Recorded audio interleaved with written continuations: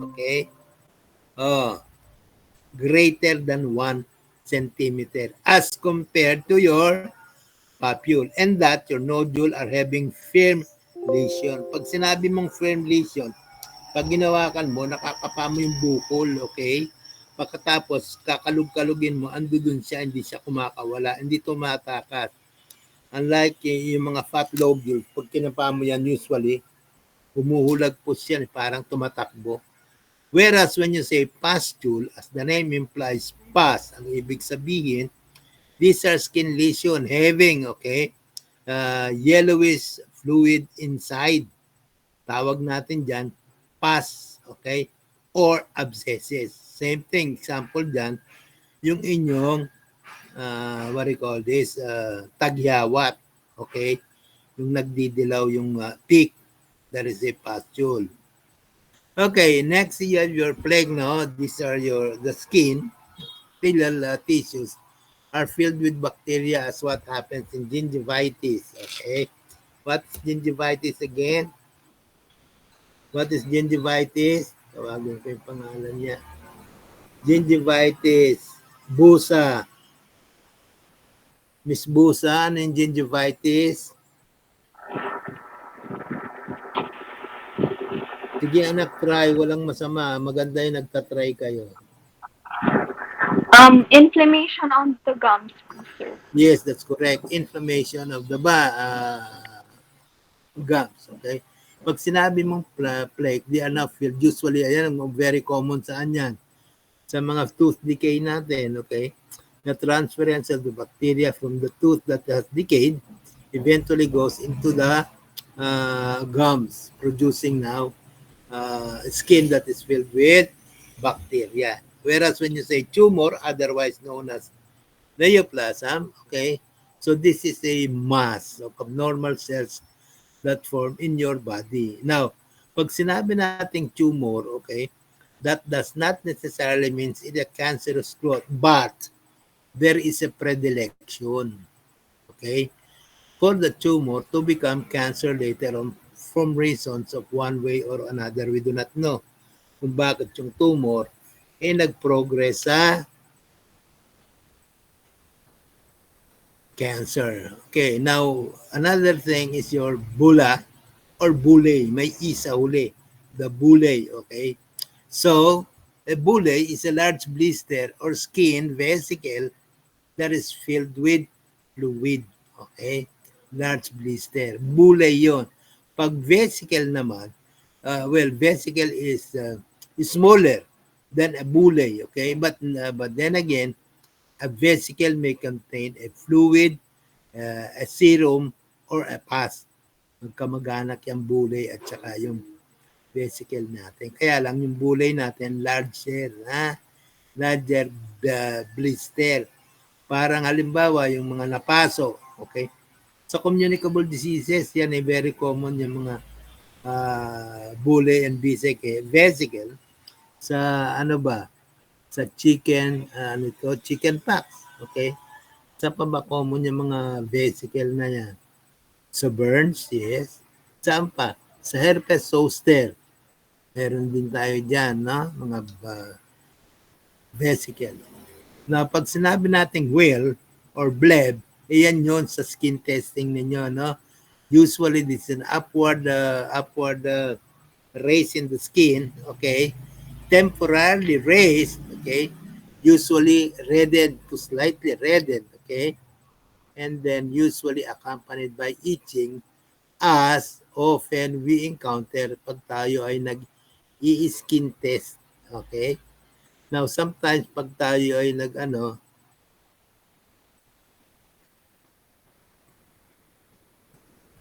okay, next is your burrow, no?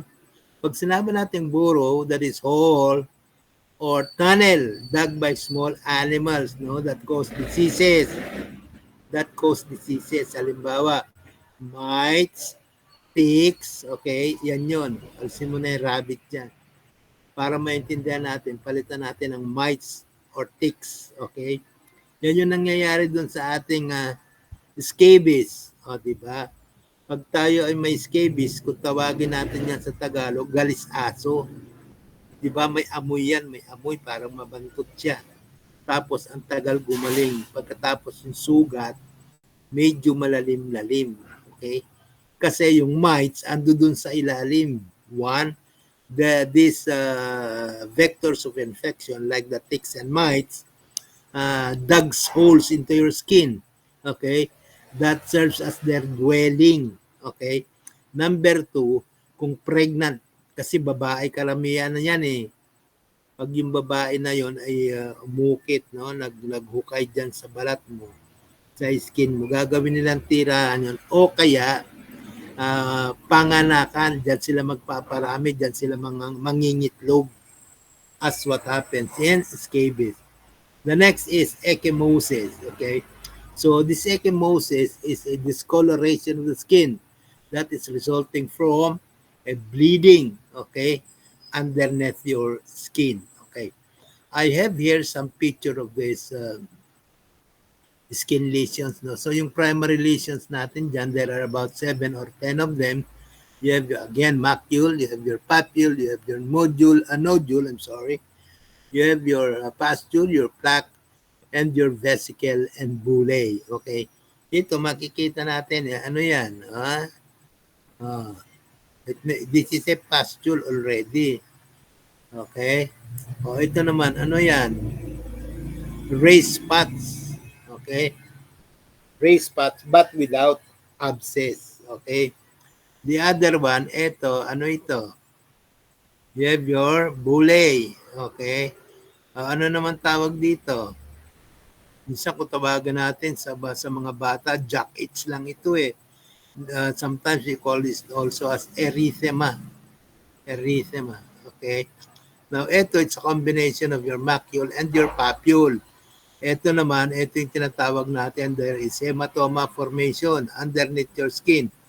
Big in size, bigger in size, okay? Ayan yun. Ano yan? What's that? Ano pangalan natin? Balikan natin. Ayan, ano yan? That is your, okay, ecchymosis, ha? Okay. Ecchymosis. Now, take note yan. Ecchymosis, pag tiningnan mo siya, para na siyang hematoma. Ito yung sinasabi natin kanina, this is your mites. Okay? Ang pangalan yan eh, Sarcoptes cabii. Sarcoptes cabii that causes your scabies. Ito naman yung ating well or bleb in your intradermal injection and or your skin testing. Okay na? Okay, let's go to the next frame. Some relevant terms, nandiyan na tayo, tapos na tayo dyan. Let us now go to, what is this? Number 30 na tayo dito, tinandaan ko eh. Let's go to slide number, ano na yon? Ano na tayo mga anak? Kayla, ano na tayo kasunod? Sa may prevention of communicable po natapos. Slide, ano, mahihayin ka ba Kayla? Ay, hindi po. So, 29 po. Kasi tabi ako ng ano eh, ng daanan ng mga jeep, kaya hindi kita na narinig. Kayla, anong slide na tayo? Slide number? Sa slide 29 po. Last slide, nasa slide 29 na tayo, talaga lang. Ay, isa communicable po, sir. Doon po natapos. Babalik na tayo sa communicable. Opo. So, ibig sabihin tapos na tayo rito. Okay, good. Wala ko, ang dami pa naman na to. Okay, sandali lang Kayla. Yun pala, dito na tayo, slide 20. Aba, matatapos na pala tayo. Ang bilis pala natin. Talaga lang. Sige, teka lang. Dali.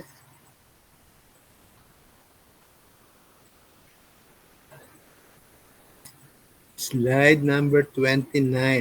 Okay. Slide number 29. Nakakatawa naman. Parang ang bilis ko, Kayla. Okay ba? Hindi ka ba nahilo? Sir, excuse me po. Yes. Hindi pa po tayo tapos sa discussion po kanina. Ano ba yung na hindi pa tapos tayo? Hindi pa tayo nag-uumpisa rito. Opo. Yung Opo. communicable lang po yung Teka, dinis. dalawa yung nagsalita, hindi ko natin naintindihan.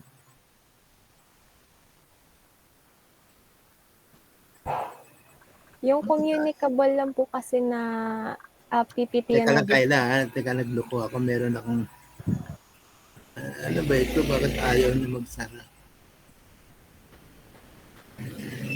O bakit? Anong nangyari sa'yo? Close. Oh, close. Ayaw din. Yun. Yes, Kayla, please tell it very clearly. Yung na-discuss, yung discussion po kasi last week, sir, is yung intro to communicable disease na PPT. And then dun po yung slide 29 po. Ang ibig sabihin, tapos na natin yon. Hindi pa po, sir. Hanggang slide 29 pa lang po. Tapos dito, slide hanggang, ito nga, di ba ito, slide 29, I will go to slide 29. Di ba dyan tayo natapos, Kayla? Yung sa, check ko po yung screenshot last week. Kayla, shy ka ba? I cannot hear you. I'm having difficulty. Wait, Talagang ayusin ko shy lang ka. po yung mic. O baka yung may kang diferensya, anak. Ayusin mo.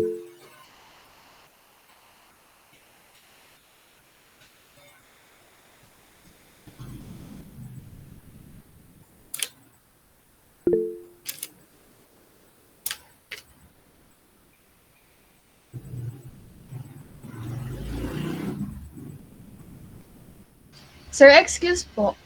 Sino po sila? Si Miss Barcelon po. Miss Barcelon. Yes, Barcelon. Miss Nasa Barcelon. Prevention and Control of Communicable Diseases pa Ito na lang. nga tayo, anak. Can you see it there from there? Wala po po, sir. Ay, wala. Teka lang, anak. Kasi andyan ako sa ano eh. Okay. Ayan, kita na anak. Hindi pa. Hindi pa, no?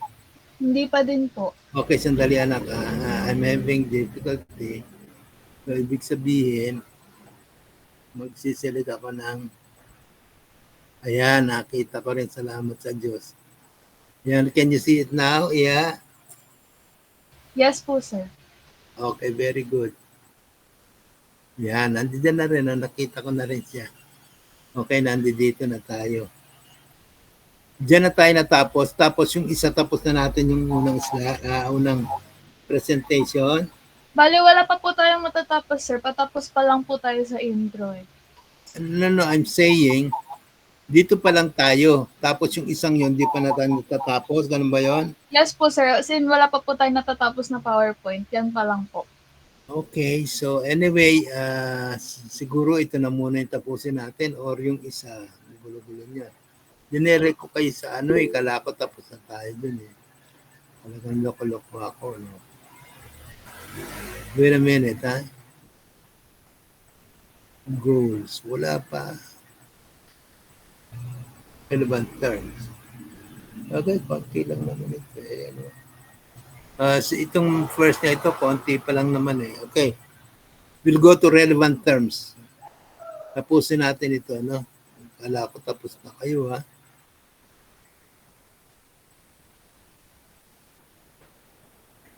And show.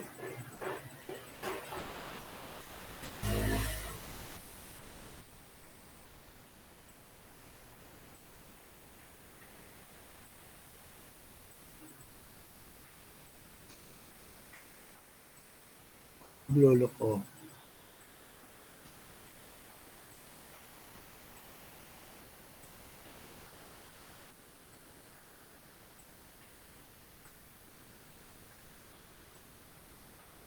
Okay. Kaya unahin natin, ha?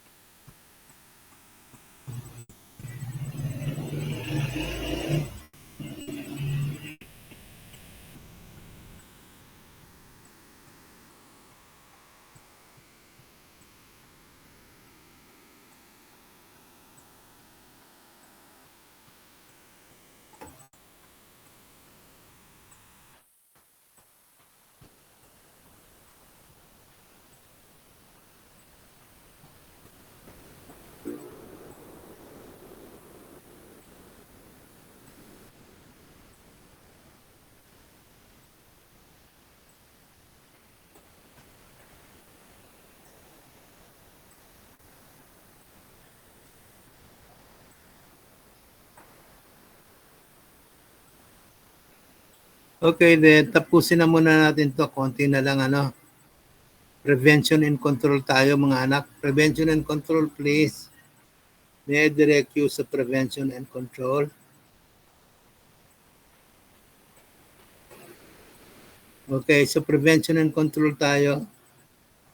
Yes, Eusebio, you are there. Prevention and control. Present po, sir. Okay, so ano yung nandiyan sa slide mo, aking prevention and control? Yung sa slide po na pre-present nyo po, overview the body's adaptive response po. Sa prevention and control, ang tinatanong ko, are you there? Yes or no? Yes po. O, so sa prevention and control. Okay.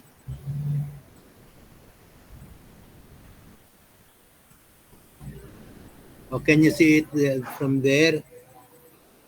Yes, Brito. Elise, can you see it from there? Prevention and control. Wala sumasagot. Anak, nahirapan ako magsalita. Nobody, I mean, isang Sir? tanong lang, sagot naman kayo para alam ko nandyan kayo. I'm having difficulty speaking. Sir, narinig niyo po ako? Yes, I can hear you.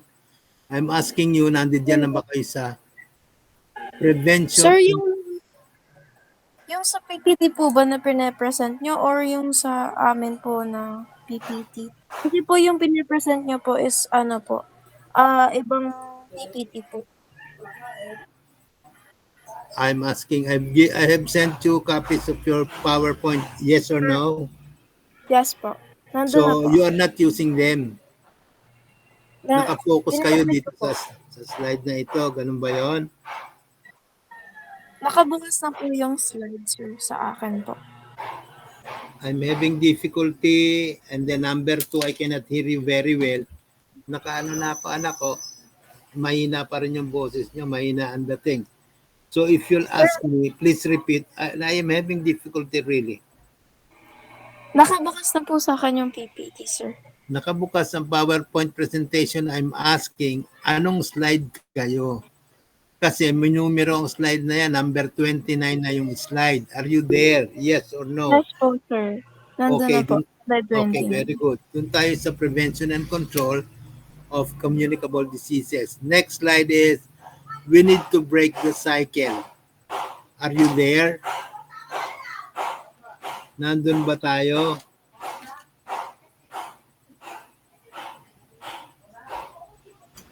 Yes po. Ang tagal ng yes, oh. Sayang yung oras natin. Yes lang isasagot. Ang tagal pa sumugot.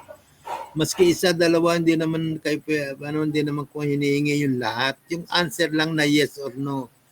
Usually kasi if I ask question to you, it is answerable by a very, very, very brief answer. Yes or no lang. Unless otherwise, I need to confirm some questions. Medyo mahaba-haba. Pero often than not, pag nagtanong si sir, yes or no lang ang sagot. So please answer para nagkakaintindihan tayo. So we need to break the cycle. So what are these? Okay. So in other words, these are the what? These are the variants or components or the factors, okay, that facilitate a disease process. In other words, these 6 are all very necessary. Okay. Now, without this, okay, 1 or 2 is not in the cycle of disease causation. Diseases will not be possible. Claro. So in other words, when we study communicable diseases in terms of prevention and prophylaxis, okay, we can prevent occurrence of diseases, much more deadly diseases, by breaking the cycle of the chain of infection. Yun ang role natin as infectious disease nurses. Okay, isa-isay natin ha. Portal of exit, agent, transmission, portal of entry, susceptible host, and reservoir. What are these? Isahin natin. One is control, no? Okay. Ito yung bago natin isa-isahin yan, yung control. Meron ba tayo dyan sa next? Okay. Meron ata, no? So, So anyway, that is self-explanatory. Where are we now? Here we are, okay? So pag sinabi nating reservoir, okay, it is where the parasites or pathogenic microorganism thrive, okay, for survival, okay? Doon sila nagpaparami, okay? Doon sila pansamantalang nanunuluyan, okay? Which become a source of infection later on when they are transmitted to the next susceptible host, okay? Number 2 is the portal of exit, meaning to say whatever pathogenic microorganism, foreign body or pathogens for that matter, must have a tawag dito, an exit door kung saan sila lalabas. Why? Because pathogens, okay, transmit diseases in different routes of your body. It may be the eyes, it may be the ears, it may be the nose, it may be the mouth and in the anus or in the vagina. In other words, any meatal opening or body opening becomes a portal of exit, and at the same time, it may also become a portal of entry of pathogens, okay? So pag sinabi nating agent, meaning to say, these are the microorganisms, and this microorganism can be a virus, it may be a bacteria, it may be a protist, it may be an amoeba, it may be a flagella, etc., etc. So there are several forms, okay? Now remember that these pathogens somehow changes like we know, nag-e-evolve yan in the rule of the preservation of life. Okay? Ano ibig sabihin? Kung halimbawa yung particular na microbe, like for example a staphylococcus during that time, penicillin is the only known antibiotic at that time. It was about 1950. So that is about 70 or 80 years from now. Okay? Now, the first generation of antibiotics that was discovered and invented that time is no longer effective today. Why? Because the pathogens have developed and evolved a new strain for them to become what? Resistant to the antibiotic that is discovered by man. The very reason today, yung pathogens ngayon, iba yan ng pathogens. Halimbawa, ng Staphylococcus noong 1950. Kaya pag ginamot mo yan, hindi gumagalim kasi hindi tumatalab kasi they have evolved to develop a new strain that will become resistant to the antibiotic that is invented by man. Kaya nga sinasabi ng mga magagaling ngayon, the disease of the future is what? Methylethylene resistant, okay, microorganism, meaning man like you and me have to keep pace with them. Nag-iiba ang inyong anyo, kami rin gagawa kami ng bago na magiging epektibo to kill and destroy you. Okay? Now pag sinabi nating transmission, that is the conveyance or transfer. How is it transferred? To direct contact or indirect contact, sneezing, coughing, touching, sexual intercourse, through the air current, etc., etc. Okay? Now, the portal of entry, yung sinasabi natin, a portal of exit may also be a portal of entry at times. Okay? Now, pag sinabi nating susceptible host, what is that? What does that mean? Ibig sabihin, vulnerability of a human person, okay, to be habituated by pathogens. Titirahan yan eh. Bakit ba titirahan? Kasi by nature, these pathogens are what? These are parasites in nature. Meaning, kaya yan tumitira sa iba. Halimbawa, animal or what do you call this? Or plant organism. They thrive and live inside us. Why? Because for the purposes of nutrition, for the purposes of survival. But in so doing, na dumadami sila at natinirahan sa loob natin, they incite a disease process. Ayun yun.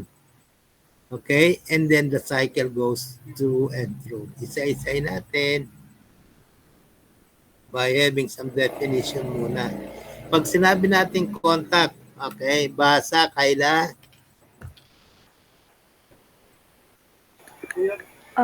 Control po, sir. Yes, control. Control is activities conducted to bring disease or a health problem at a very low level till it becomes no longer a public health problem. Okay, so in other words, it is under your promotion activities. Promote health kasi nga sabi natin, prevention, control is better than cure. Okay? What about elimination? Yes, Miss Comodas, you're there. Julia?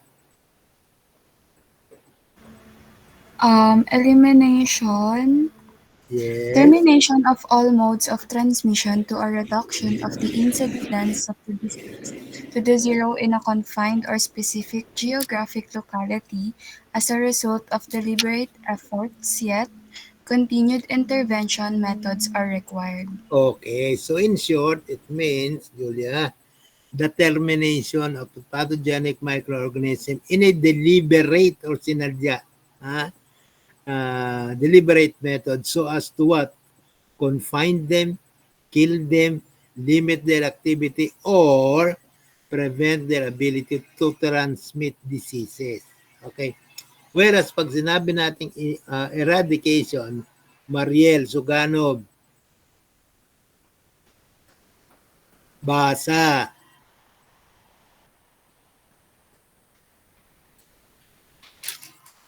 absent, absent, absent Suganov, absent. Si Miss Suganov absent. Kayla absent si Suganov.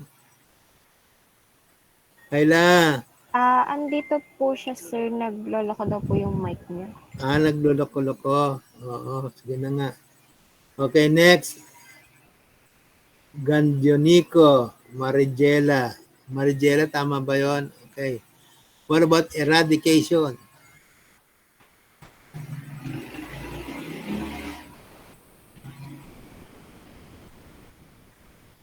Wala rin, absent din. Wala rin. Kasi nakakawalang gana mga anak. Tinanong wala kayo, nawawala ako sa sa wisyo. Nawawala ako sa consciousness. Hindi ko alam kung nandiyan pa kayo o wala. Online kasi ito, hindi ko alam, hindi ko kayo nakikita.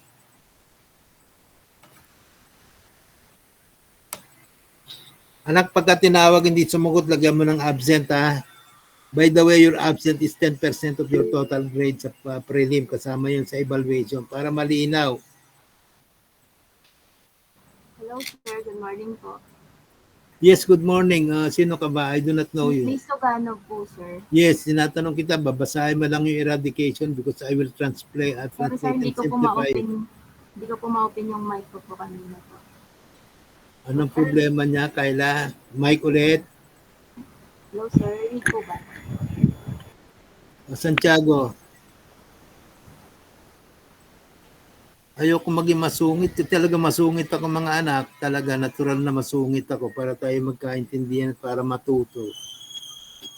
I do not want to create brat students and brat nurses. It's not my cup of tea. Basa na lang nga, basa o basa. Manuel Andrea. Nakikita.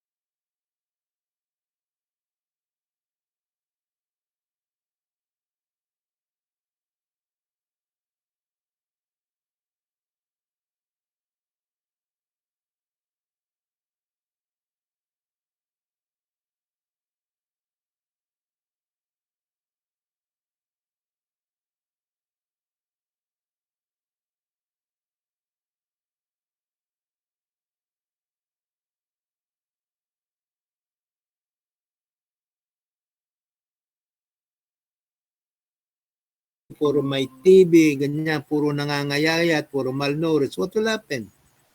They will not be able to work. They will not be able to yield produce. Walang production, mahina production. Bakit? May sakit ang mga tao eh. So, eradication of diseases like, for example, infectious diseases that are highly preventable somewhat gives us the success in increasing our gross national product or production.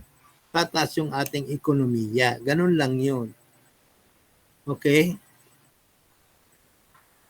So, control measures, no? That is applied to different stages of infection chain to break it. What do we do now? Measures. 1, proper treatment of infected individuals to kill the agent at its source. At its source. So, meaning to say, we do not give mediocre treatment. Kumbaga, we do not only treat the symptoms.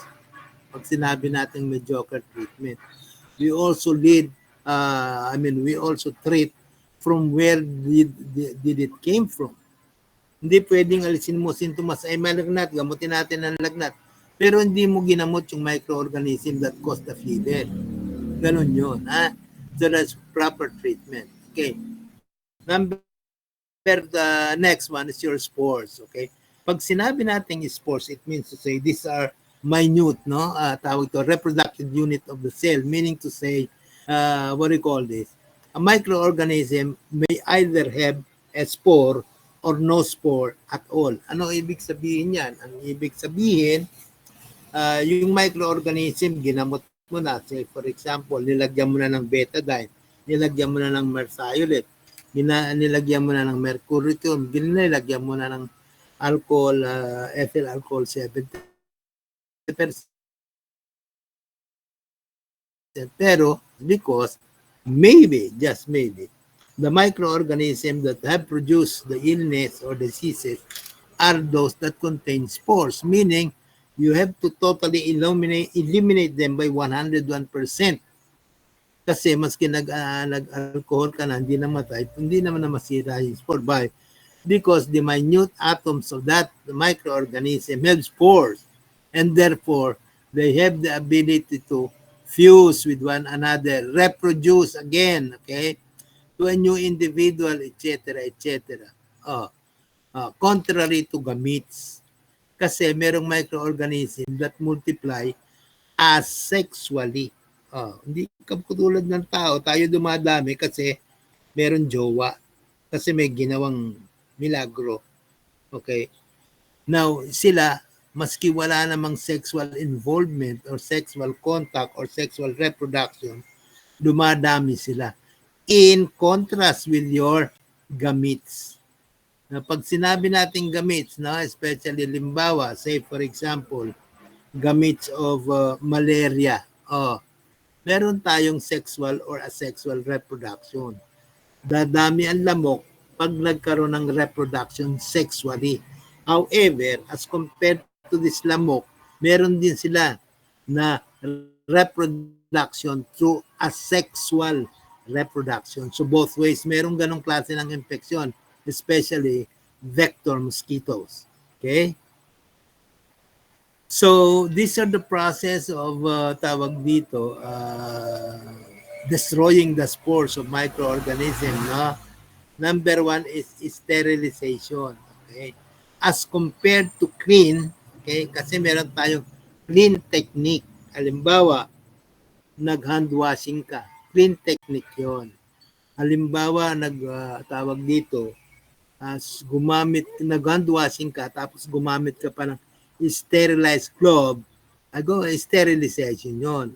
Sterile aseptic technique yon, klaro? So, pag sinabi natin sterilization, it is complete elimination, okay, of all microbe, okay, vegetative or otherwise, or spore-forming microorganism, no? Sterilization ang tawag natin doon, which is carried by physical and chemical means. We will discuss that in detail a little later, no?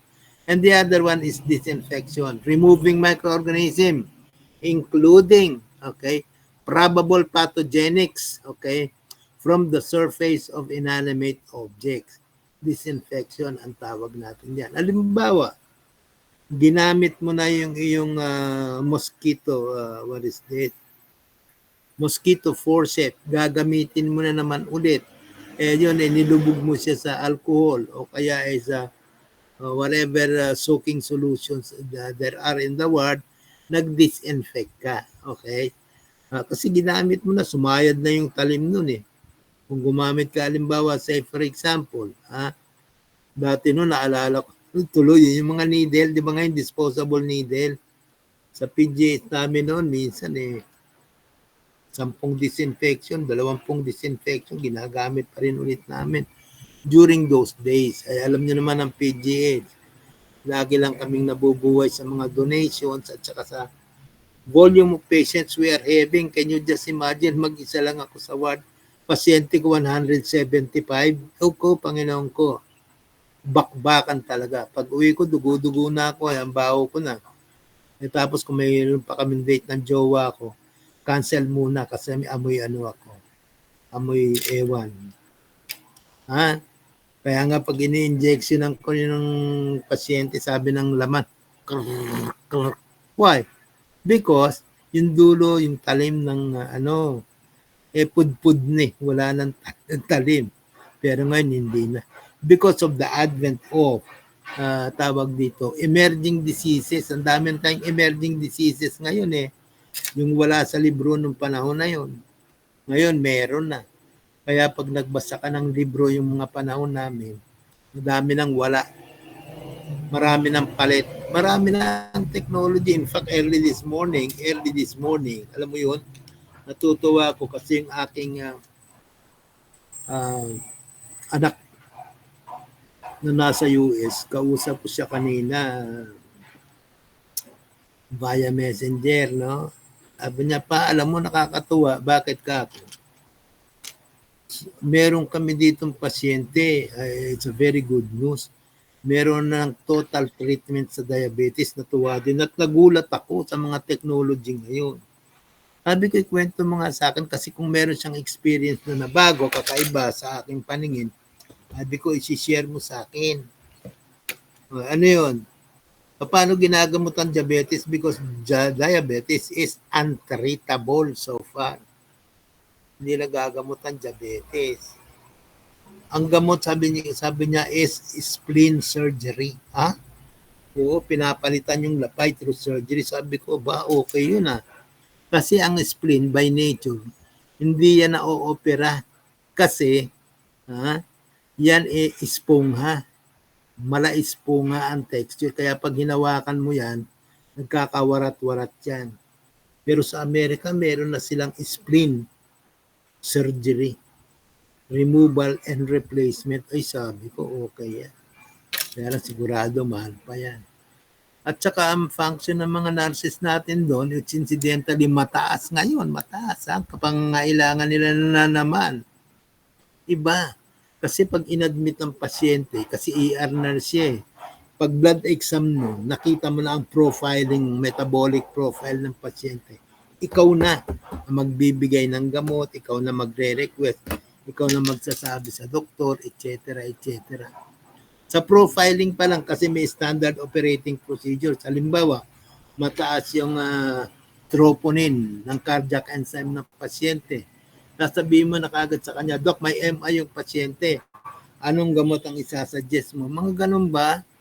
Sabi ko, nakakatuwa naman. Pero ang ibig mong sabihin, kaya ko kinukwento sa inyo mga nurses, we will become nurses in the future. Remember that. Paano yun? Ang nurse, hindi lang nurse kasi ng confinement ng nurse, mas kinoon pa. Marunong mag-BP, marunong mag-injection, nurse na. Excuse me. Boplax yun. Hindi ganun. Kailangan yung mag-grow. Sa tagal-tagal ko na rin dito, ang dami na ritong instructor. 19 kopong pa, 30 years na nagtuturo. Ang tinuturo, funda pa rin, catheterization, bed making, bag technique. Dapat, if you are already a nurse, promote yourself into a higher echelon. of the profession. Dapat tinuturo mo na management, etiko mo, legal profiling, mga ganyan. O kaya nandoon ka na sa MS, o kaya nandoon ka na sa OB, specialty teaching na.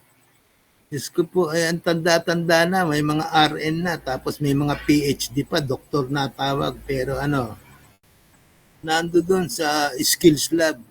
That's not proper. I mean, okay lang yun pag kulang tao. Pero parang ako, paturuin mo ako yung skills lab, with all humility, mahihiya ako sa sarili ko. Sayang naman tumanda ako, tapos ang tuturo ko ay bed making, administration of medicine, di ba? Paeklabuhan yun. Parang kang halaman, hindi tumubo. Do not allow that to yourself. Kailangan tumubo kayo ng tumubo. Okay? Next frame tayo. Control measures naman directed to the reservoir. Okay. Let's go to the cases. Basa. Balatiko. Ay, Balatiko, wala tira pa rin na mic. Balatiko, miss na kita. Arkisola. Arkisola, yes. Arkisola, basa. Cases. Absent. Kayla, absent si Arkisola. Please mark. Okay po. Bakani, Jared. Sige po, sir. Cases po, Yes. Case finding, reporting to the local, ano sir yung HX? History? Alin yan? Health Authority.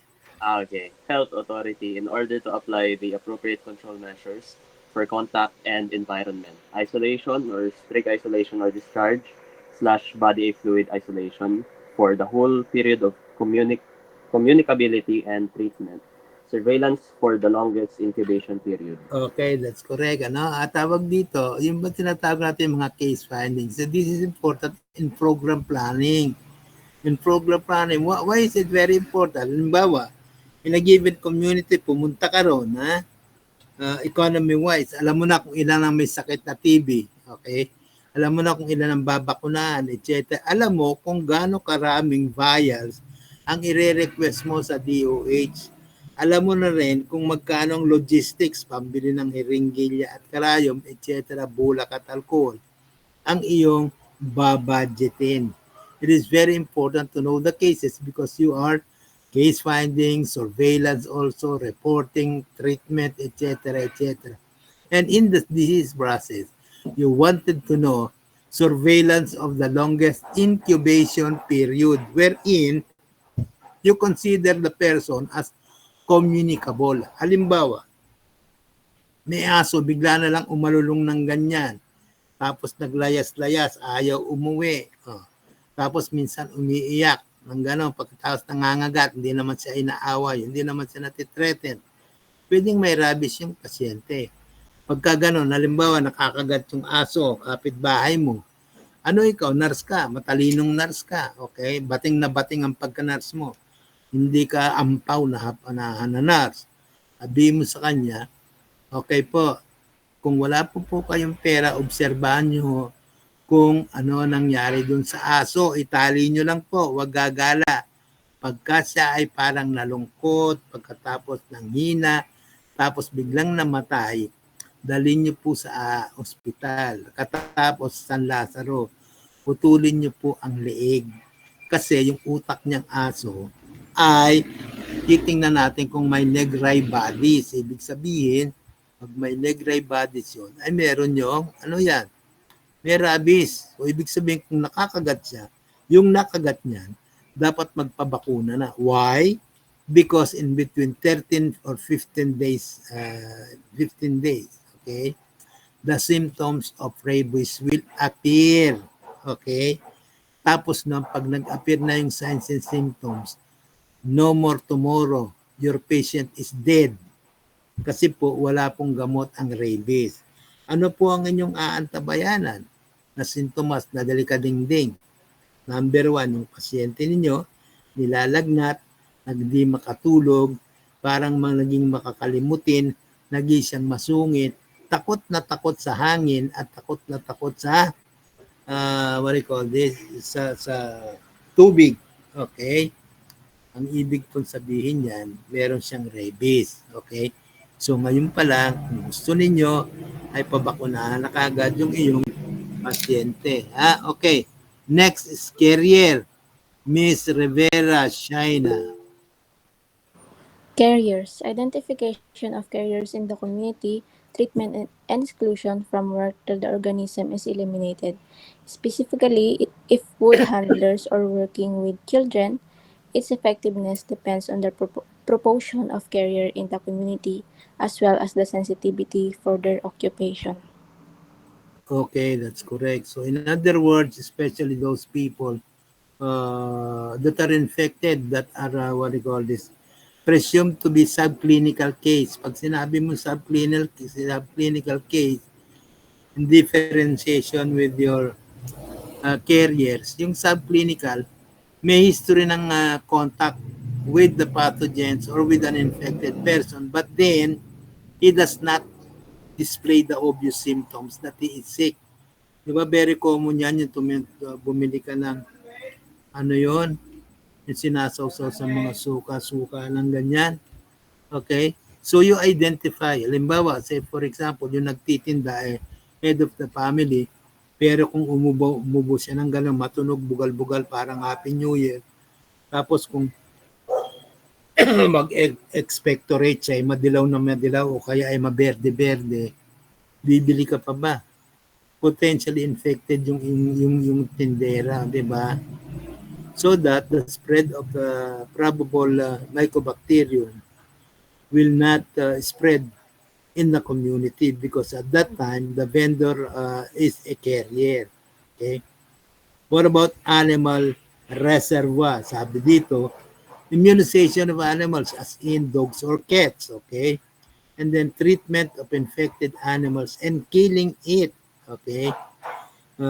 If the treatment is not feasible. Ano nangyayari natin? Kamukha halimbawa dun sa food and mouth disease, yung FMD kung tawagin natin. Kaya nga yung aking bayaw, nandun sa Mindoro siya. Napapanganak ng tuwan-tuwa siya dahil nanganak yung baboy niyang alaga, 18. Okay. After some time na 2 o 3 buwan na yung mga baboy, mga biik, biglang nauso doon sa lugar nila yung FH, foot and mouth disease. Lahat yun obligadong patayin at ilibing yung mga anak kasi mahahawa. Yung et cetera, et cetera. Yun sinasabi natin. Animal reservoir who is deemed to be infected with the clinical disease may be buried, okay, or killed, okay, if not appropriately treated. Okay. Next, we'll go to the control measure that is towards breaking the transmission. Okay, basa. Mga Sir, mote. nandito na po ako, Sir. Arquisola po. Sino po ito? Arquisola po, Sir. Arquisola. Natutuwa naman ako. Saan galing Arquisola? Dumumi ka? Nawalan po ako ng net, Sir. Nagpa-load lang po ako agad. Joke lang, anak. Joke lang. Alam mo kasi, Tito Ted, joker din ako eh. Gusto ko masaya. Ayaw ko ng malungkot. Ayaw ko ng seryoso sa buhay. Yung mga ano lang, yung mga tawag dito, relax lang. Okay na sa akin yun. Ayaw ko lang na suplado, gano'n, ha? Okay, so anong pangalan ulit? May I know? Arquisola po. Arquisola Jelly de Belen. Basa. Isolation if indicated to interrupt direct transmission po. Okay. Tuloy ko po ba, Sir? Sige muna, isa-isa natin. Ano? Sige po. Now, in differentiation with your isolation, reverse isolation, and quarantine, iba-iba yun, ha? Pag sinabi nating isolation, ibig sabihin nga niyan, interruption of direct transmission from uninfected to non-infected. Halimbawa, pasyente tsaka bantay. O, di ba? Isolation. Ay, wag po kayong pumasok. Bawal po ang bantay kasi po mahahawa kayo ng pasyente. Nakakahawa po ang sakit niya. Direct isolation yun, ano? O kaya primary isolation. Na pag sinabi mong reverse isolation, meaning to say, the patient has a compromised immune system, mahina ang resistance niya, okay, dahil dun sa sakit niya. Say for example, leukemia, okay? Leukemia is not communicable per se, pero it produces a decreased resistance. Kaya nga, pag ikaw ay bibisita sa halimbawa dun sa iyong kaibigan na meron siyang leukemia, limited, almost limited always ang kanyang tawag dito, oras ng dalaw. Number 2, bawal mo yan dala ng mga hilaw na prutas o kaya mga bulaklak, anything, because sometimes may mga hives yan, may mga mikrobyo yan, bawal ka magdala. Jowa mo nagkasakit, nagdala ka pa. Leukemia, nagdala ka pa ng bulaklak. Love, I love you very much. Dala ka ng bulaklak. Pagalitan ka lang na. Bawal ang bulaklak. Sa akin mo na lang ibigay yan. Ang saya, di ba? Kasi nga, yung sinasabi, kaya natin ito sinasabi, dapat alam niyo yung rationale. Hindi po pwede. Bakit bawal? Ang mahal-mahal ng bili ko nito. Sabi mo bawal. Mga ganun ba? You know the art of explaining. You must know also the proper health teachings and the rationale and the reasons why you are to enforce such teaching. Next, decontamination of fomites, okay? So, yan yon, yung mga decontamination of fomites. Pag sinabi nating fomite, it means the vehicles of transmission. Halimbawa, contaminated blades, scissor, syringes, and needles. Mga vehicles yan, di ba? O kaya, ano pa, yung mga ginamit ng namatay o decontaminate nyo, yung ginamit, yung inupuan ng mga may sakit, i-decontaminate nyo. Paano, sir? Maraming pwedeng gawin. Spray o kaya wipe with, okay? An antiseptic solutions, etc., etc. Of course, promote hand washing, no? That is to prevent fecal-oral transmission. Dahil may mga nasasabit-sabit sa ilalim ng kuko natin ng mikrobyo, hand washing. So, pag sinabi natin hand washing, madali lang naman yan. 3 minutes, tapos ka na dyan. You just use tap water or running water with use of a medicated soap. Okay na yon, di ba? Next, you modify ventilation and air pressure to prevent airborne transmission. Now, pag sinabi nating ventilation, by definition, it means the going in and out of the lungs, ventilation yon. Ngayon, kung sa room, the going out and in of the environmental air. Okay? Yun yun. So, you modify them. Bakit? We modify them because, halimbawa, yung pressure. Pag sinabi mo nating pressure, halimbawa, pressurized yung room ng iyong pasyente, ibig sabihin, yung posibleng maligaw na mikrobyo doon, parang yung binabacuum suction, palabas. So that this microorganism that is carried through air, floating in the air, will be sucked out from the patient's room. So you have to control them. Next, control vector population. Alam na natin yan, di ba? Ano yan? Yung mga, what do you call this? Yung mga pausok doon sa barangay. Pero hindi naman talaga nakakapatay ng lamok, binubugaw lang daw, di ba? Control vector population. O kaya halimbawa, yung mga kung ano-anong gulong nandoon sa itaas ng bahay ninyo, do not allow water to stay there. Then you have to dispose them. Okay? Next, environment, of course, ito yung sanitation of water, food, sewage, and handling, etc., etc.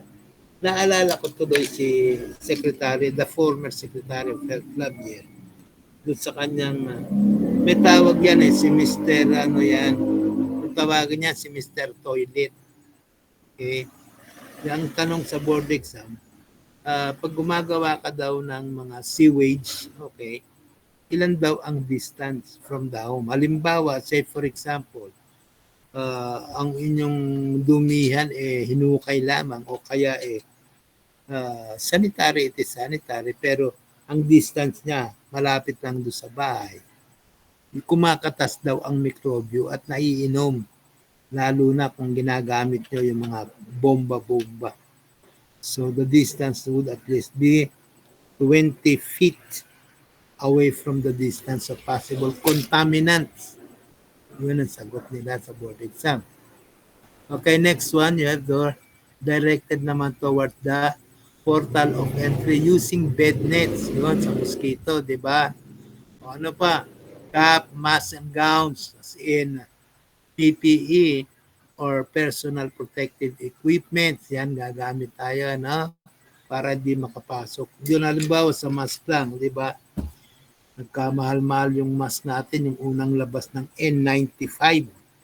N95 ng COVID area. Oh. Pag sinabing N95, binigay sa board exam yun, bakit daw yun hindi bakit daw yun nagpe-prevent ng contamination by providing a barrier to the portal of entry of possible microorganism. Kasi pati spores hindi nakakalusot doon sa mask na yun na N95. Kaya nga di ba nung unang labas na yung matay-matay ako, alaim yung N95 na mask. Magkano siya? Teka na, wala.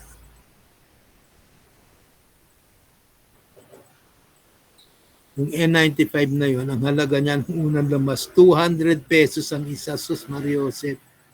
Can you just imagine, ang daming pera ang ginastos na mahirap magkaroon lang ng N95. And not only that, di ba, nagkaubusan ng supply, ang hirap humanap, etc., etc.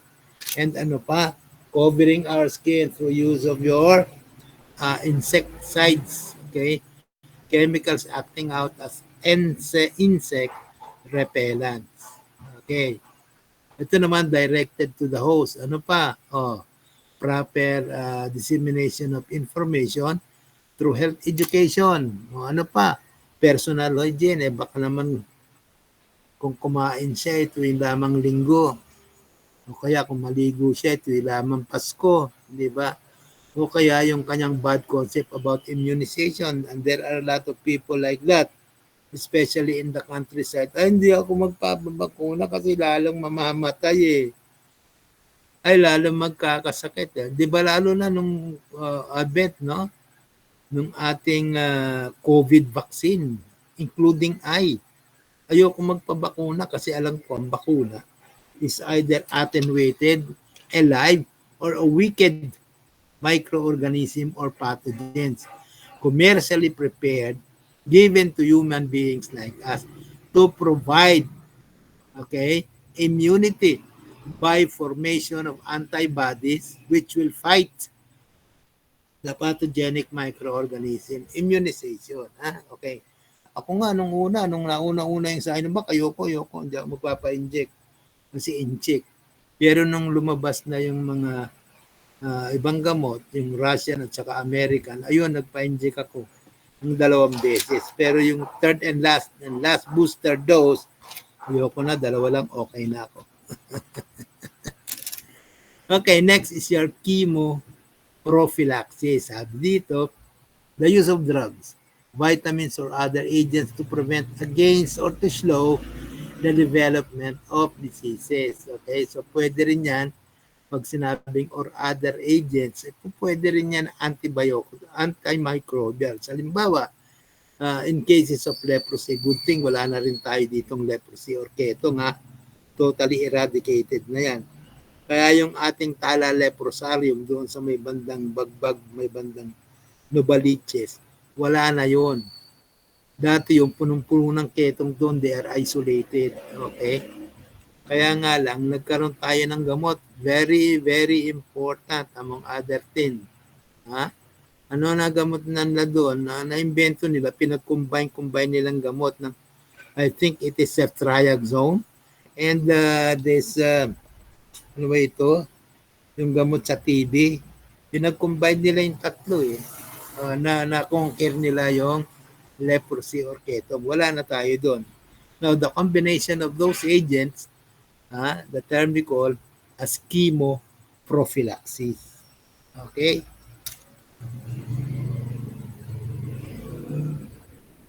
Next, we go to the benefit of complete immunization in the community. Sabi rito, complete immunization cover can help prevent the agent from reaching a susceptible host.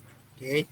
So, herd immunity. Ngayon, meron na tayong herd immunity dito against sa COVID. No? Sabi dito, herd immunity is the indirect protection from an infectious agent happening when a population is immune, either through vaccination or immunity developed to previous infection. Again, one best example is the COVID, di ba?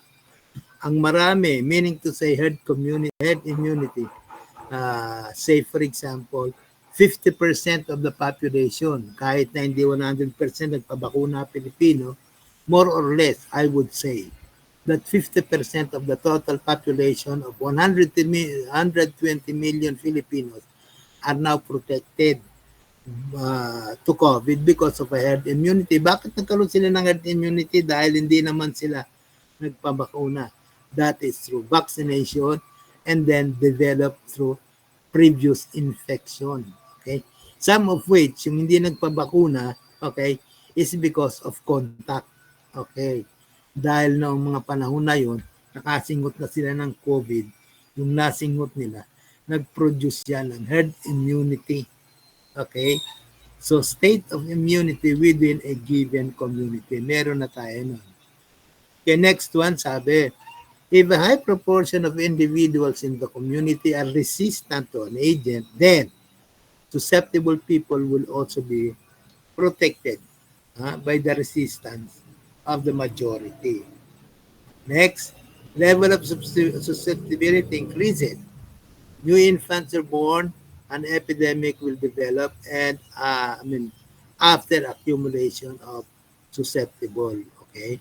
So, ibig sabihin, new cases will develop unless otherwise unborn until born patients are out. Kasi wala pa silang direct contact eh. Okay? Wala pa silang vaccination eh. And the only protection that they do have is number one, through transplacental transfer. So, ibig sabihin, the mother who is pregnant, okay, the immunity that she is having may be transferred, okay, via the umbilical cord from the maternal to the fetal circulation, okay.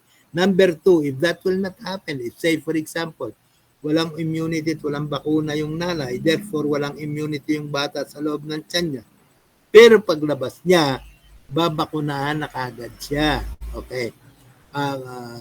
If not, kaya nga mayroong programa yung gobyerno, yung mga under 5 clinic, under 6 clinic, expanded program on immunization, that is immunization of children 6 years old and below. Magkakaroon sila nun.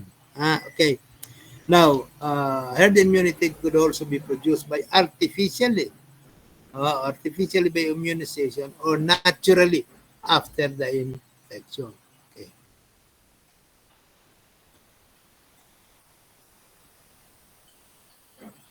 Okay, so wala na ito ha. Wala ito. Okay, we will now go to the next slide.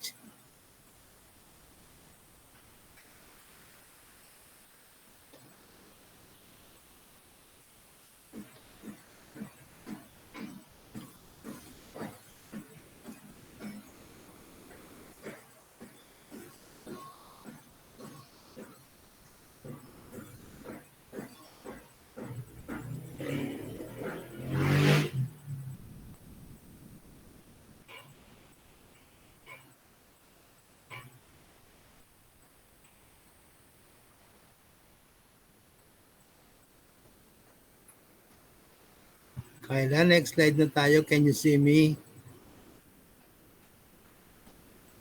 Anong slide po, sir?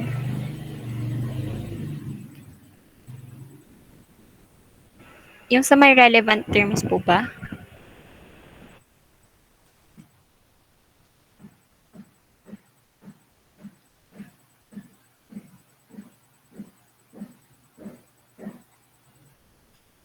Kyla, can you see me now? Yes po. Yung sa relevant terms po ba na slide, sir?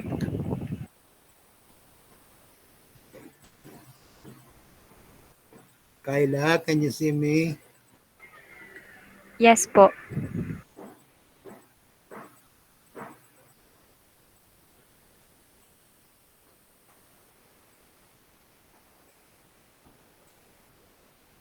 Wow.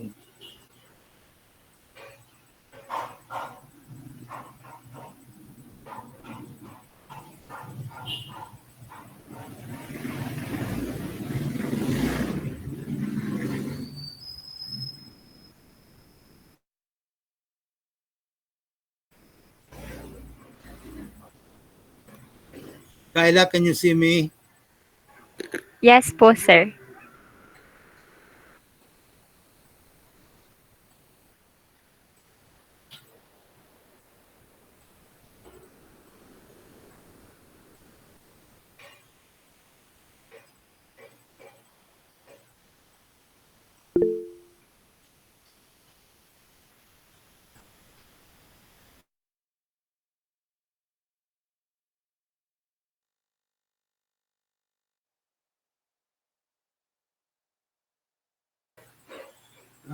Am I inside, Kyla? Nobody? Yes po, sir. Kita po kayo.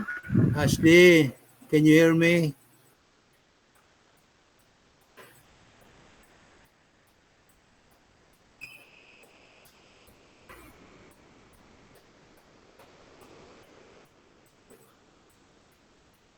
Okay.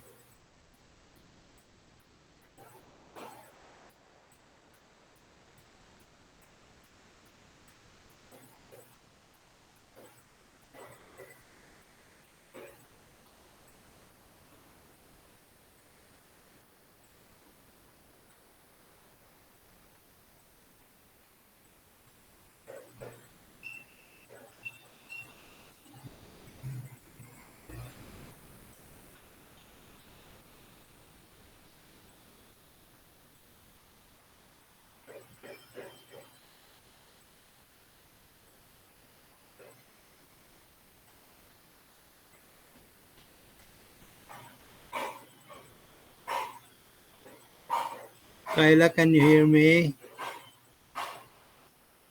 Lloyd. Yes, sir. Rinig po kayo. Sige, wala sumasagot anak, sayang yung oras. Ako nanghihinayang.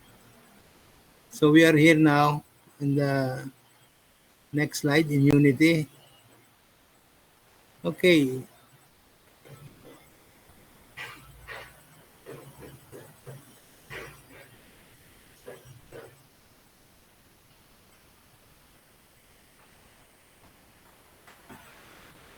Okay, so where are we now? These are your terms. Sorry, this is your objectives, no? Objectives.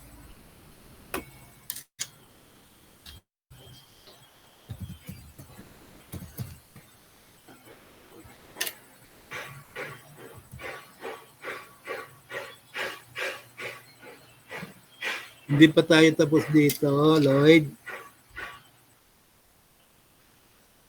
Walang sagot. Hindi po, sir. Sagot naman kayo. Parang paulit-ulit ata akong nakakaintindi naman kayo, di ba mga anak? Isang ano lang, wag paulit-ulit. Pangit yung learning na paulit-ulit. Okay? Ito na tayo sa relevant terms. Tapos na tayo rito.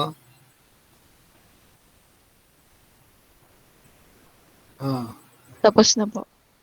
Tapos na. Anong page na Yan tayo po yung dito? kanina, sir. Saan na tayo dito, Kyla? Dito na tayo? Yes po. Yes po. Okay, so dyan na tayo. Okay, so slide number 8. Konti na lang pala ito. Huwag na tayo mag-break, ano? 1 hour. Kaya na natin ito ng 1 hour. Okay? So, let's go to your body's adaptive response. What I mean saying is, alam niyo napakabait ng ating Panginoon. Lahat ng bagay, alaga sa atin, pati ang mga natural na pagprotekta sa ating katawan so that we will preserve our physical attributes and our spirits are built in. Okay? Built in. Kahapon nga, bisita ko yung yung aking kababata na ngayon ay abogado na binisita niya ako. Tapos napansin ko nga yung mata niya rito sa may bandang kaliwa. Yan, sa tabi ng ilong tabi. Sabi ko parang alsado, parang whatever. Sabi ko pare ganun, may bara ba dyan? Natawa siya, sabi niya sa akin. Sabi niya parang dami mong alam talaga. Paano di mo alam? May laking ospital ako Saka araw-araw ko yung ginagawa. Nakikita. So ibig sabihin, may obstruction ka ng lacrimal duct. Oo nga, sabi nga yun, narinig ko, sabi ng doktor sa akin. Pagkatapos, meron silang in-inject dyan, either saline solution, tapos in-inject nila dyan sa butas ng mata mo, pababa, papunta sa ilong, tapos i-finlas nila yan. Bakit? Babara ng babara yan. Kaya pag bumara yan, na nangyayari, luluha ka ng luluha kasi barado yung iyong drainage. Kaya tayo, like for example, the fluids inside our eyes, para lang yan to protect the mucous membranes from drying. Kasi pag drying, ang sunod dyan, necrosis, masusugatan yung mata natin, mabubulag tayo. But made God it so, na meron luha. Tapos yung luha o tubig dyan, nagdidrain na pupunta yan dito sa ating ilong o kaya sa bibig. The very reason when you cry, parang ikay merong may mga laway-laway ka dyan, di ba? May mga sipon-sipon ka dyan. That is so because of the lacrimal gland and the lacrimal duct. Same thing is true with adaptation, no, of the body. When we talk about adaptation, it's not only physically internal, external, but it also must be internal, okay? One saying that I remembered is the saying that is given by Claude Bernard about internal environment, which says, before the external environment could be healthy, there is a first requirement. What? The internal milieu or internal environment must also be healthy. Okay? Yun. So, ibig sabihin, ang components ng inside mo, among others, di ba, is your white blood cell, is your innate system, etc., etc. Kaya we have adaptation if we are invaded by pathogenic microorganism, meaning disease causing atoms that visits us. Hindi tayo nagkakasakit. For all you know, minuto ng ating buhay tayo ay binibisita ng mikrobyo. Okay? Pero hindi tayo nagkakasakit because of our built-in, okay, adaptive immune response that give us what? Increased resistance to fight this disease-causing bacteria. Okay? Ito yon. Antigen presentation. So this is a schematic diagram. Pag tayo ay nilusob ng mikrobyo, ayan yun, nilusob tayo ng mikrobyo. One of our white blood cell, maraming pangalan yan, Minsan makikita nyo yan sa libro, T cells. Minsan makikita nyo ang pangalan yan, T4. Minsan T8. Minsan killer cells. Minsan null cells. Minsan memory cells. So what are these? This is part and parcel of your protective components of the white blood cell. May mga pangalan yan eh. So, the naive T cell is there. May recognition. May recognition yan. May mikrobyo nakapasok. Okay? When it enters your cells and your transmission, magta-transmit yan. Yan nerve cell dun sa utak mo. May kalaban, sasabihin yan. Now, the brain now will produce and activate some of your systems such as, natural and tawag dito, innate body defenses. Okay, dito pa lang bago siya makapasok dito meron na tayo agad na major histocompatibility complex or MHC. Okay, now dito one best example of your major histocompatibility complex is the tissue rejection, that is seen in cases of kidney transplant. Okay? Now, makikita mo, maraming tao bago magkaroon ng kidney transplant or kidney grafting, tinitest muna yung kanilang compatibility. Why? Because pag inopera mo yung pasyente at tinanim mo, nilipat mo sa pasyente, i-reject yan ng katawan mo pag hindi sila compatible. Meaning to say, your body will recognize, okay, the grafted kidney as foreign and therefore disease-causing. Kaya mangyayari, yan ay i-reject. So what happened? Namamatay ang pasyente because of inflammation, infection, and then aggravation of the disease process. Lalong namamatay yung pasyente dito pa lang. Kaya dapat, compatibility by way of determining your major histocompatibility complex will be done. Okay. So, ang mikrobyo nakapasok, the native T cells will recognize it. Marami yan magre-recognize at the level pa lang dito bago siya makapasok. In your blood, blood environment, sa dugo mo, meron dyan macrophages. Meron dyan interferons. Sometimes, maririnig mo ang pangalan niyan, the wandering macrophages. Kumbaga yan ang marites ng dugo. Ikot ng ikot yan sa dugo mo. They are free macrophages. Trying to find out, may mikrobyo ba? May kalaban pa? If that is so, they will do two things. Number one is recognition. Number two is transmittal or information to other type of cells. Number three, it will also form phagocytosis. Gagawin niyang microbiome yung bacteria bago pa yung makapasok sa katawan mo. Kaninong papel yan? Macrophages. What about the interferons? Narinig nyo na yung interferons, no? They are also presenter of microorganism to your defense cells. Okay. However, ang specialty ng interference mo is to present viral infection. Ibig sabihin siya yung kanya yon, pag virus akin, sabihin niyo sa katawan mo, leukocytes, or dendrite cells, or memory cells, or mga T cells, guard cells, soldier cells. Okay? May kalaban tayo, pero virus siya. Ang nature ng pathogen is a virus. Okay? So we know now the action of your macrophages. We know now the action of your interferons. In so doing, the action of your macrophages and interferons activates, okay, replicates, kasi magpaparami yan it will now replicates into different types of T cells. WBC component yan kung tawagin natin yan, the T cell, okay, the T cell immunity. Kasi bakit T cell?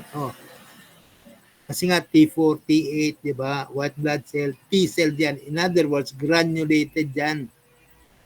Ngayon kasi pag nakikita mo, ba nag-extract ka ng dugo of blood, what we call this, blood extraction or BE for lab exams, nagpadala ka, yung doktor maglalagay ang request. CBC with differentiation. So ibig sabihin, gusto niyo malaman ang number of RBC plus the WBC differentiated. So your doctor wanted to know the number of eosinophil, basophils, etc., lymphocyte, neutrophil, gusto niyang malaman. Okay? So pagka WBC lang, RBC, WBC o pag CBC. Pero pag merong with complete differential, ibig sabihin gusto niya kasama yung neutrophils, okay, leukocytes, eosinophils, basophils, etc., etc. So this is very important. Bakit very important? Importante ito kasi alam ng mga doktor, lalo ng panahon ng unang-una. Buti ngayon ang mga doktor nachichika-chika niya. Ang mga doktor puro suplado, akala mo sila hari. Sabihan ka niya. Ang tanga-tanga mo, nakalagay na nga differential, iasan yung resulta ng mga eosinophil, basophils, etc. Ulitin natin. Hindi man liliit ka na lang sa sarili mo. Kasi dehens mo alam. Ngayon, alam mo na. Okay? Doktor, wala nagre-request kayo ng hindi nyo naman nalagay yung differential. O, di ba? May bunganga kasagutin sila. Lagi ako napapaawi sa doktor. Bakit ba? Pakialam ko. More or less sa nursing, di ba? Pare-pareho lang binasa natin. Huwag mo sabihin, Dr. Kalechi ka. Ako pa. Ngayon, pag ako yan, yung mga doktor na yan, yung mga ano yan eh. Nangungupete yan sa akin. Alam mo yung mga doktor ngayon, lalo yung mga sinauna. Karamihan niya, nakasama ko yan sa PGH. Naging estudyante ko yung mga yan sa ward. Sa akin lang nagtatanong yan, no? Okay. Next, your immune system and immune response. Meaning, if your body have been alerted with the presence of the pathogenic microorganism, okay, your body will now, okay, create an immune response to all of this by way of your immune system.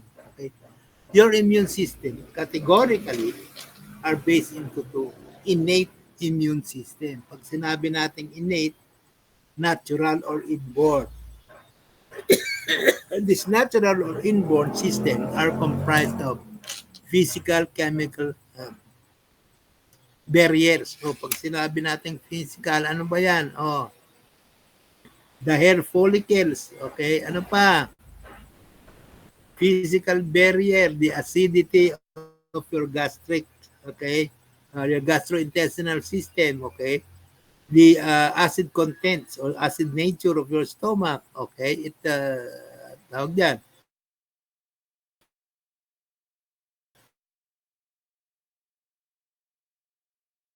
It protects the mucus, yun yung malagkit-lagkit na maya-maya naglalaway ka ng gano'n, minsan dumada ka ng gano'n. Because they filter and trap. Kung may nahinga ka, halimbawa nakipag-lips to lips ka ng walang katapusan at ubod ng sarap sa boyfriend mo, pagkatapos impektado pala yung pasyente mo, nalunok mo yung plema niya. Doon pa lang, yung mikrobyo na yun itatrap, huhulihin ng mucus ng malalagkit mo ring laway. Tapos, idudura mo yun, i-expectorate mo. Yun na ibig sabihin dyan, no? And this chemical barrier such as yung ano yan, the lysosomes in your eyes, okay? May lysosomes yan. Kaya nga magkamisan, pagka tayo ay, siyempre nakadila tayo ng ganyan, naliparan ng mikrobyo yan, pero hindi tayo nagkaroon ng conjunctivitis and other eye infection. It is simply because the foreign body fighting mechanism of our cell, which are your lysosomes inside every atom of our cells. So, yung mga lysosome yan, meron silang phagocytic activity.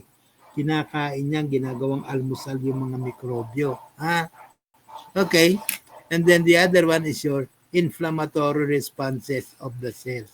Makikita natin, halimbawa, naglalakad ka ng gano'n, o kaya bumili ka ng pabango, o kaya make-up. Di mo alam, allergic ka pala doon sa make-up na yon, di ba? What will happen? Mangangate, mamumula, iinit, tatambok at uumbok. Di ba? Yun ang mangyayari sa mukha mo. Okay? So what happened to that? Meaning to say, that chemical or something that you will put in your face is an allergen to your body. Ayaw niya yon kasi he's sensitive to that. Tapos, he consider it as foreign to your body such that it produces by way of the brain, no? Sabi niya, secrete prostaglandin o secrete histamine. Yan. Pag histamine at prostaglandin is released from the walls of your blood vessel because of allergy, yan yung kaya namumula, histamine at prostaglandin. Kaya nananakit at kumikirot kasi prostaglandin meron. Can you now follow? Seskon, can you follow? Wala si Seskon, Kayla absente. Andito po, sir. Sir, andito po. Okay, good. Naintindihan ni Seskon. Yes po, sir. Okay, very good. So, dalawa yan. Alam na natin yung innate and how it protects our body. Let's go now to your adaptive system. Adaptive immune system. All of this phenomena happens with the transmission of impulses or messages by way of your nerves. Okay? May mga short axon, may mga long axon, may mga dendrites yan. Okay? All of these are having pathways or passages wherein messages shall be conveyed from one neuron to the next neuron and to the millions of neurons going and going out of the brain, okay, to make a command, okay? Let's go to the adaptive immune system. First is your cell-mediated, and the next one is your humoral response, okay? Pag cell-mediated, alam, WBC, okay?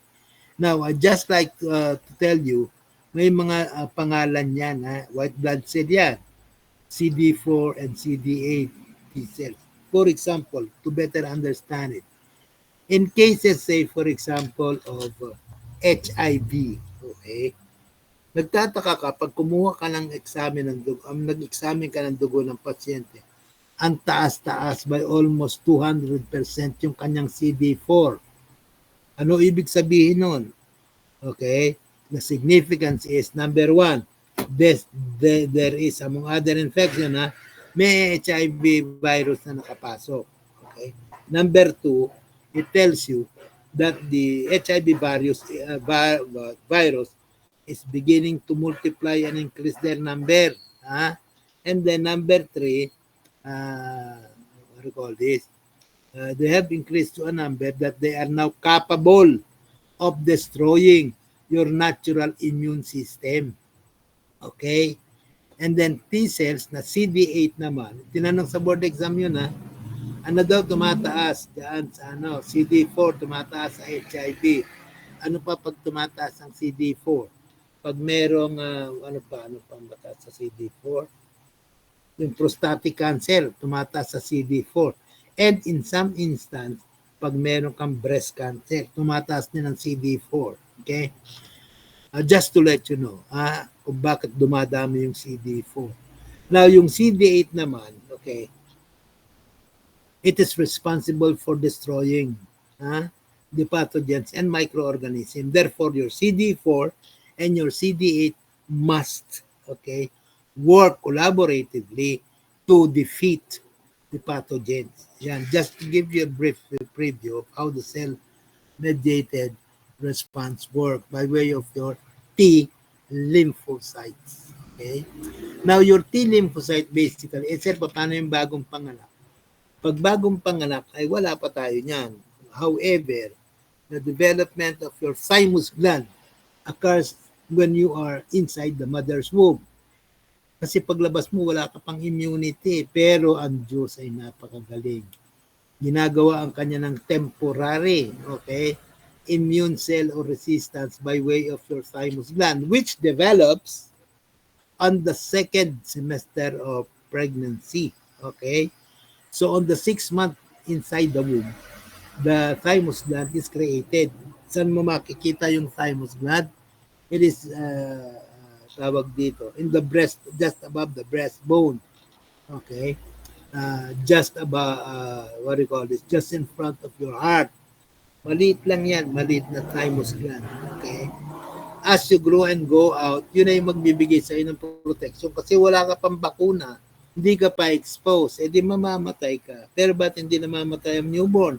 Because of the immunity granted by the thymus gland. However, as you grow up, siyempre meron ka ng bakuna, siyempre nakipaghalikan ka na, siyempre na-expose ka na, etc., etc. Slowly, your thymus gland hypertrophies. Okay? Meaning, nag-i-increase nga siya ng size, pero the function is gradually lost as you grow old. Now, basically, nawawala na ang total function ng iyong thymus gland when you are age 25. Yan yun. Okay. Let's go to your body defenses. Okay? Ayan, sabi nga natin, the body's first line of defense, no? Okay? Yan yung mga barriers natin. Ayan yun, sinasabi natin, ano? Okay? Ano ito? That is doing its role to trap, okay? To kill, okay? And then such as the stomach chemicals, okay? And then what else? Ayan pa, the saliva, okay? The tears, the skin. Meron yan mga sebaceous gland, hindi ba? Yan yun. Yung sebaceous, yung mga fat lobules natin gumagawa ng mga protective mechanism dyan under your epidermis. Okay? The mucous linings, okay, of the lungs, okay? The stomach acid and the good gut bacteria. Pag sinabi natin good gut bacteria, we are referring to the flora and the fauna. Okay. Ibig sabihin pathogens nga yan, parasites nga yan. Yes. But they normally thrive and we allow them to grow inside our body simply because we need a mutualistic response. Una, kailangan nyo ang tao kasi meron kaming nutrition na binibigay sa inyo para kayo mabuhay through the nutrition you find in our blood. Okay? But also, we find advantage that we are having this flora and fauna simply because they also eat, okay, the bad, okay, bacteria that accidentally enters us. Kaya makikita natin yan sa bawat hangin na ating sinisinghot, sa bawat pagkain na ating kinakain na may mikrobyo, hindi tayo nai-infection. Bakit? Katulong natin among other factors yung ating flora and fauna na kainin at patayin sila. The very reason also, sa mga babae, makikita nyo sa ating mga obstetrician, pinagbabawalan kayong gumamit ng panghugas na masyadong medicated because they tend to kill the bacteria, the flora of the vagina. Diba? Kaya nga hindi tayo pinapangalan normal pH, sabing ganon. Ang normal pH ng bacteria is about 6.5 to 7. Okay? Now, pag yan ay ginamitan mo ng mga kung anong panghugas, ano nangyayari? Mas lalong tumataas ang acidity niyan. Nagiging 8, nagiging 9, what happens? Pathogenic microorganisms tend to grow simply because some of our flora and fauna is killed by the pH solution that we use as a washing agent. Yun yun. Kaya huwag kayong utakak kung bakit kakaiba yung amoy. Talagang normal yun. Kasama yun. Okay, next. Body's defenses pa rin tayo. The third line of defense, no? Is our immune response. Ayan, na-explain na natin yung kanina. Through the action of your cellular and humoral response. By the way, sa nursing, pag sinabi niyong humoral, hindi yun yung katatawanan or comedy. Pag sinabi niyong humor, pag narinig niyo sa nursing yan, or humoral, ang ibig sabihin yan, referring to the IV fluids. Claro, humoral. So, ibig sabihin, pag humoral immunity, meaning, the protection or immunity, tawag dito, provided for the body fluids, including your blood and the fluids of your lymphatic system that we call lymphatic fluids. Yun yun. Okay, next. Let's go to the other summary. No? Ayan yun, yung sinasabi natin. No? That is self-explanatory na. Yung defense other infection. Let us go to the skin. Kasi pagdating mapagano mo ng what we call this, epidermis, may dermis pa yan eh. Pagkatapos meron pa tayong fat lobules. Pagkatapos meron pa tayong what is this? Protein lobules. Ibig sabihin, yung mikrobyo magmula sa labas until such time that it gains access inside your body system, there are certain barriers that filters them. Hindi kayo basta-basta makakapasok because you are being filtered. Meaning, that is selective entry. They only permit and allow those substances that are not harmful to the body. But then if you are pathogenic in nature, we will not allow you from the entrance per se, from the layer per se. We will not allow you. Okay. Next, antigens and antibody. Ayan, ano? Siguro narinig nyo na yung word antigens and antibody. Okay? Pag sinabi mong antibody, ibig sabihin yan ay immunoglobulin. Pag sinabi mong antigens, minsan ang pangalan niya, immunogen. Okay? So, just imagine your blood cell. Flexible, pliable, okay? Oval shape, meron niyang covering. Okay? So there is a protective membrane of these cells. Okay? Your red blood cell as an example. Now, in the walls of your red blood cells, in the coating, in the outside coating, may mga protected protector yan, kung tawagin natin antibody. So that if an antigen or a disease-causing protein comes near your blood, they are now enveloped, they are killed, they are trapped, okay? They are phagocyzed in here, in the antibody that is attached within the membranes of your cells. Dito pa lang. Take note also that there are different sizes and regions, of variable regions. Merong mga long arm, may mga short arm, merong combination of etc. etc. This is so because in their DNA, it is there, no? It is being, what we call this, stored in their memory. What? Their function. Sino yung mag-a-attract ng microorganism? Sino yung magta-trap? Okay? Sino yung mag-prevent ng entry or transmission, etc., etc. The reason they are there. How do they work? There is such a thing as the principle of key and lock. Meaning, these are specific. Halimbawa, nakapasok sa akin mikrobyo ng polio. Pero wala naman akong oral polio vaccine. Okay? Wala akong antibody for your polio. Yung polio makakapasok sa akin without difficulty. Now, doon sa tinatawag nating artificial active immunity through vaccination, halimbawa, polio, meron akong bakuna ng polio, meron akong antibody of polio in the membranes of my RBC. So that, if I am exposed to the disease such as polio, yan, hindi ako magkaka-polio because I am immune, because I am protected, because I have an antibody of polio I got from my polio vaccine. Okay? Next. Ito na yon, yung humoral versus cell-mediated. No? Okay?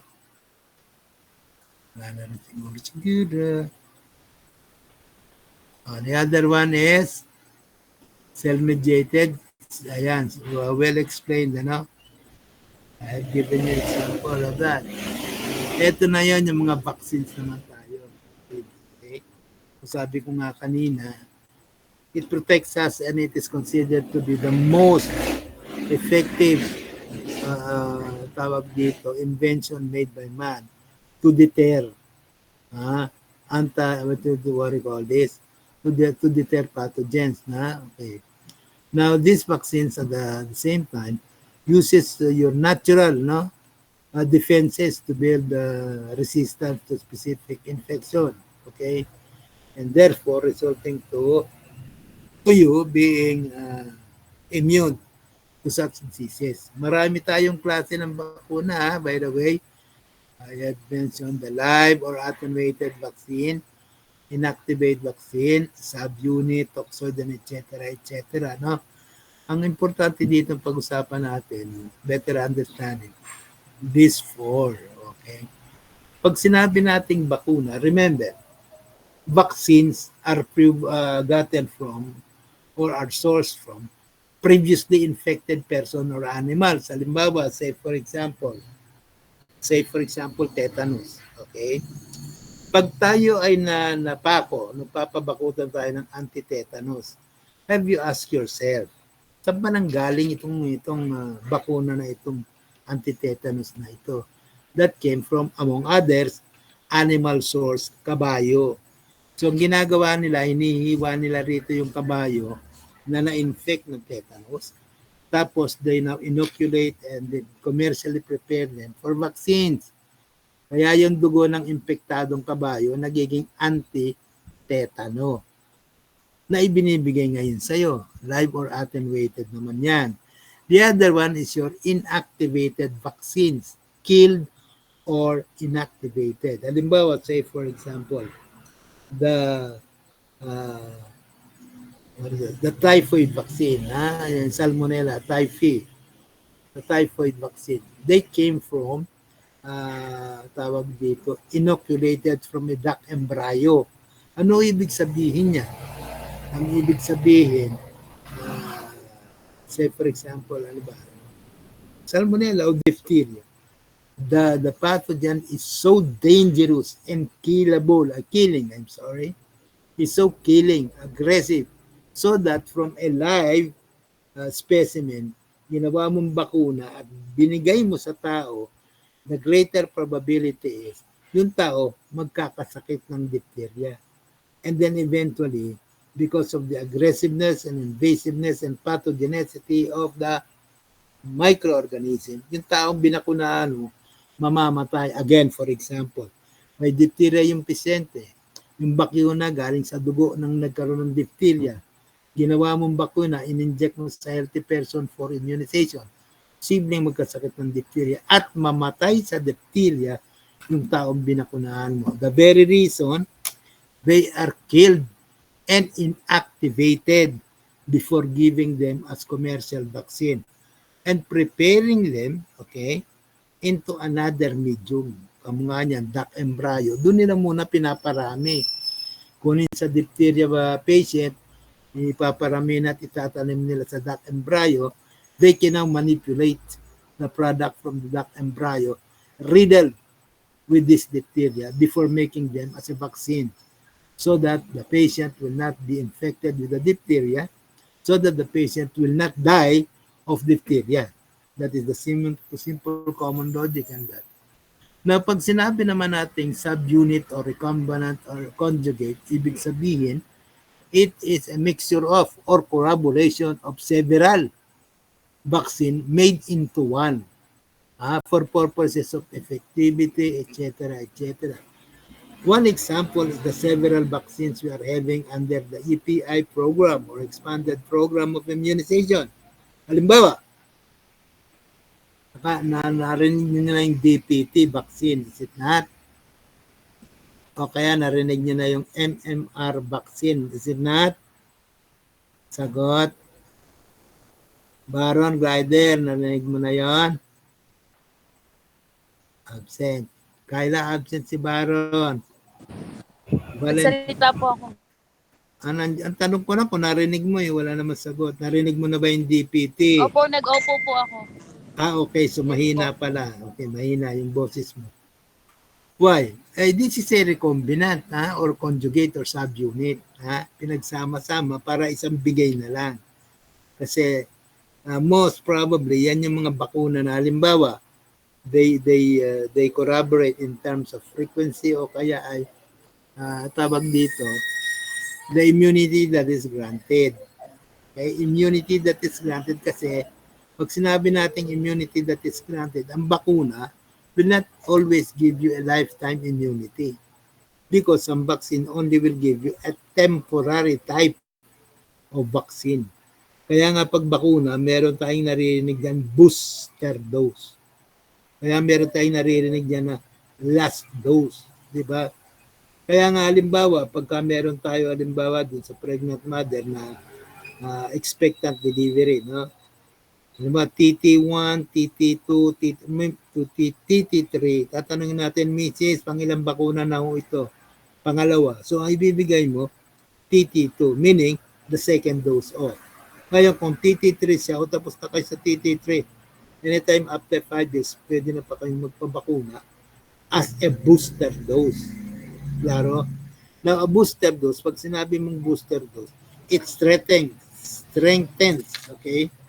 All other vaccines, sino yung pinakamalakas kasi yun na yung last. Klaro? Ayan yun. The most common of our vaccine, alam na natin, BCG, F, polio, DTP, and your tetanus antitoxin, and your tetanus toxoid. Ayun, napaka-importante lang yun, toxoid at saka yung tetanus toxoid, minsan maririnig nyo ang pangalan niyan TIG, which means tetano-immunoglobulin. Okay. Pag sinabi nyo namang tetanus, tetanus antitoxin. Meaning to say, let me just give you a concrete example. In a matter of practice during my PGH days, halimbawa, ikaw ay nagpatuli. Nagpatuli ka ng ganon. Huwag na lang nagpatuli. Halimbawa, napako ka ng ganon. Tatanong ko kagad, kailan po yan na napako? Halimbawa, sagot mo, ay nung isang araw pa po. Okay, so meaning to say, giving the patient antitetanus or your tat, okay, is already futile more or less. Kaya ibibigay namin toxoid or your TT vaccine na lamang. Okay, so again, sinasabi ko rito as a matter of policy, 24 hours, okay, or more, ang ibibigay mo na tetanus toxoid. Okay.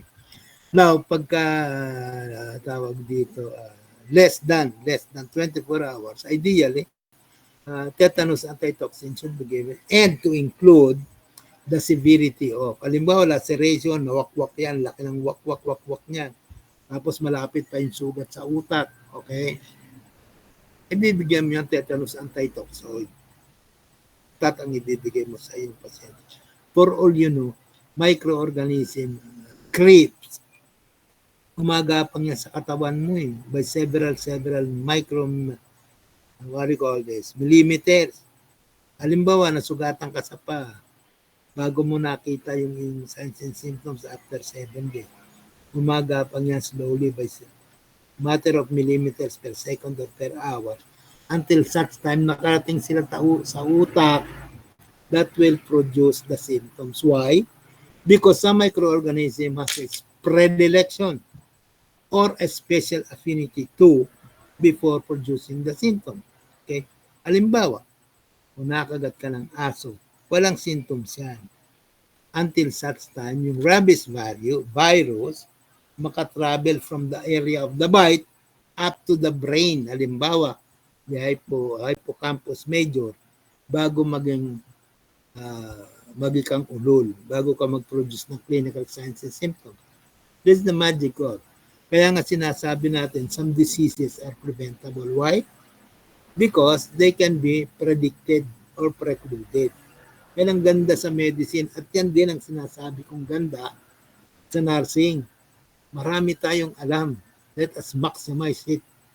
Huwag tayong basa ng basa, hindi naman natin alam. Dapat alam natin. Okay. Para pagdating ng panahon, kayo ay si Miss Miss Mylene Poke. Ano may Mylene Poke ba yun? O, tapos naging CI kayo. Marami kayong ituturo sa estudyante yung kapakipakinabang. O, di ba? Ganun lang yun. Make yourself, mga anak, special. Bakit kayo special? You were granted the endurance, okay? And the talent to do so. Huwag yung gano'n na magkaano pa. Okay? With that, ang aga kong natapos. Di ba? Oh, ayan na kagad. Thank you na. Thank you. Are there any question? Arkisola. Tawag ka na po siya. Mga mote, princess. Ay, wala ito si mga mote. Sir, nandito po ako, sir. Hindi, yung mic mo, anak, ata may sila kanina. Okay na. Hindi. At sige, mga Hindi mote. po. Si Balati ko, gusto ko makausap. Okay na yung ano niya, Mike?